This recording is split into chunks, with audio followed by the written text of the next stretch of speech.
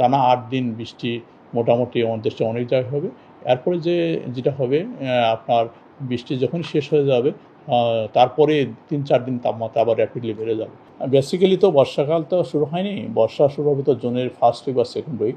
এই সময় যে সিস্টেমে বৃষ্টি হয়, এই সময় বেসিক্যালি আমরা বলি হচ্ছে ওয়েস্টার্ন ডিস্টারবেন্স যখন স্ট্রং হয়, এর সাথে যদি আপনার সাউদার্লি উইন্ড যদি কনজুগেট হয়, এই সময় বৃষ্টিটা হয়।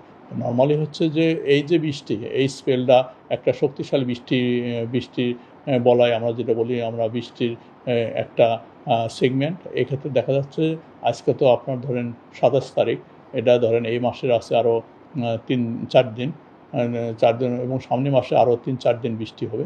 অর্থাৎ টানা 8 দিন বৃষ্টি মোটামুটি আমাদের দেশে অনেক জায়গায় হবে।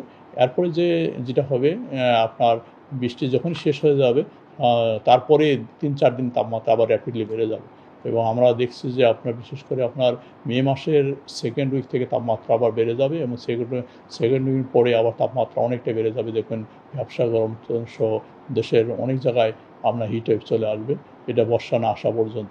তবে দেখা যাচ্ছে আবার যখন বর্ষা শুরু হয়ে যাবে সেই সময় তাপমাত্রা অনেকটা সহনীয় চলে আসবে।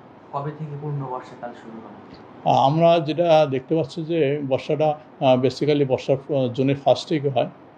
এই বছর হয়তো আপনাকে সেকেন্ড উইকের ভিতরেই সারা দেশে বর্ষাকাল চলে আসবে, জুনের সেকেন্ড উইকে।